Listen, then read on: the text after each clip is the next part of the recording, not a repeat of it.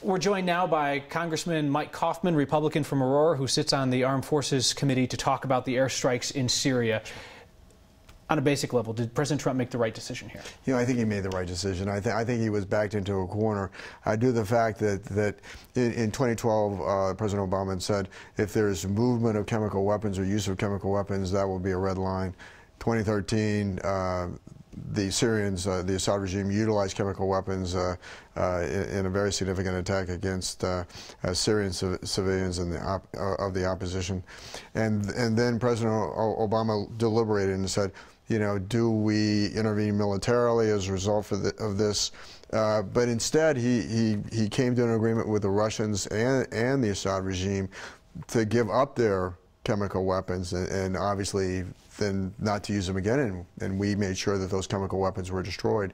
And so he utilized chemical weapons. I think that he did a very measured, very limited strike, really probably more of a symbolic nature than anything else, to send a message that the behavior is inappropriate.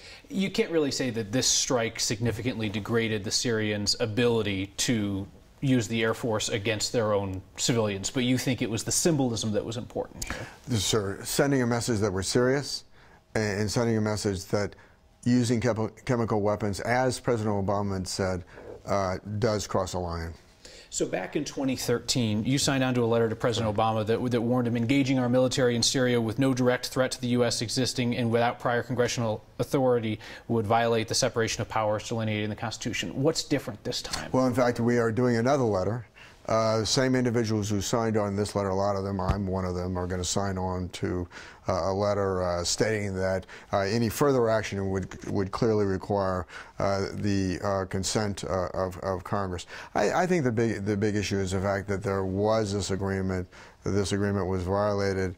I think these were very unique circumstances where had he deliberated, the situation would have dramatically escalated. So you don't fault him for not coming to Congress first, and you see this as different than when you said to President Obama he needed to come to Congress. Sure. And he did come to Congress. He came to the leadership of Republicans and Democrats.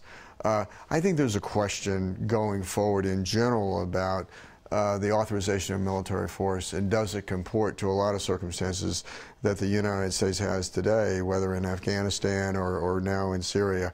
And so I'm looking at that authorization of use of military force that hasn't been rewritten since the Bush administration.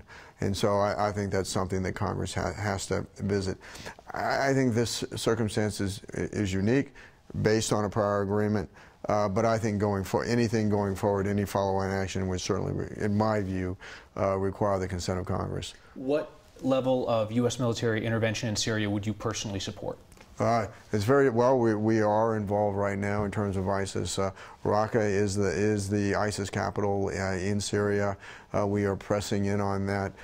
One thing that this mission that was just done, this attack, will complicate, obviously, is the Russians have been cooperating with us in terms of deconflicting our missions with their missions, in terms of sharing some of the same airspace, and so that could complicate our mission. But we are in Syria now. We are in ISIS. I think that does comport with the current use of military force. But would you support a significant escalation in the U.S. presence there or increased U.S. airstrikes there? You know, obviously you never say never, but when I look at Syria right now, it's a horrible situation. It's a humanitarian crisis, but the reality is, I think that the window of opportunity has by and large closed. Window of opportunity to do what? Oh, I think there was a window of opportunity in 2013. Before the Iranians came in to prop up the regime, before the Russians came in to prop up Assad, where we were supporting moderate opposition forces, that had we done, and obviously hindsight is very easy, 2020 in history, but had we done a no-fly zone at that time, perhaps we could have tilted the balance against the Assad regime. I think probably the best we can hope for at this point is a partition of the country, where the Alawites who support Assad tend to live in one part of the country, and the Sunni Arabs, who are the majority, live in another, and so we may simply have to partition the country. And that's consistent with what you told me last year during the campaign. And you said at that point that you saw President Assad staying in charge of that portion of the country where his Alawite base is. You think he still stays? Well, I think in a partition of the country where that was, I mean, that part, they support him, and so I wouldn't see a problem there.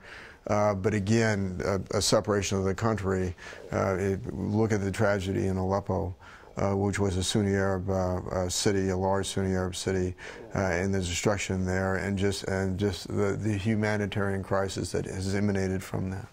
And lastly, you don't think that President Trump would start a war to distract from domestic scandals, do you? No, I don't think so. I just don't think he had a choice. I think he chose the lowest risk option available to him, and I think he had to do something, and I think it was appropriate. All right, Congressman Mike Coffman, thank you for your time. We'd love to have you back to discuss a variety of subjects, but this was a very important one today. Thank you. Thank you.